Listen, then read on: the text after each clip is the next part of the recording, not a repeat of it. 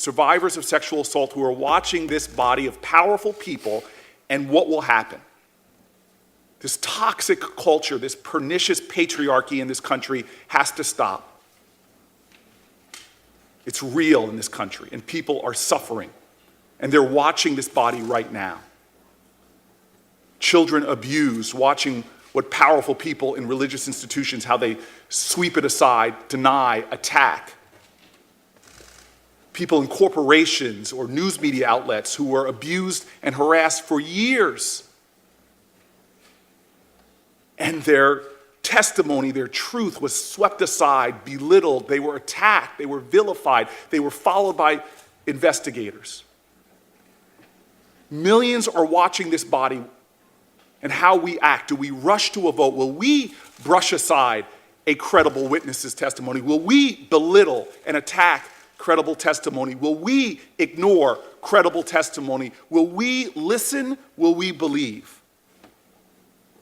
In the United States of America right now, there are dark corners of our culture.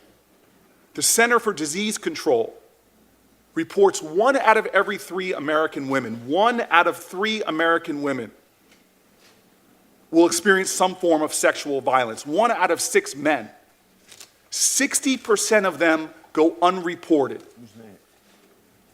And there are those right now watching this group of powerful people.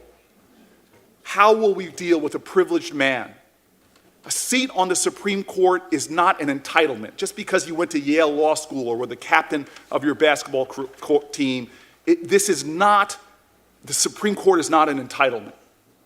And Mr. Chairman, I'll tell you this is not a court of law. We're not saying that this man is guilty of what he said. The question is do we know enough now to delay this?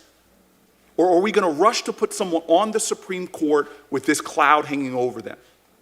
I cannot stomach that we are going to move forward, that we are going to say to women across this country, that say to men across this country.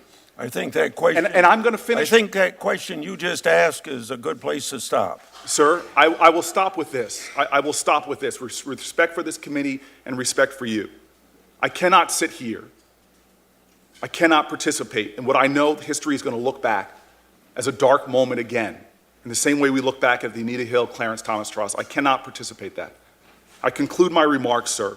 We should not brush aside her comments. We should not belittle her testimony. We should listen to her. We should listen to women.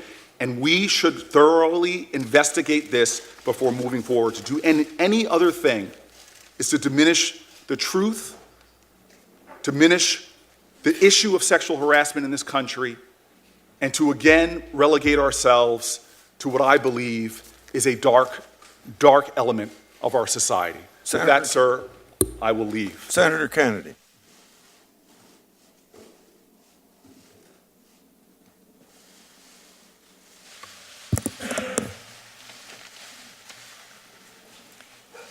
Thank you, Mr. Chairman.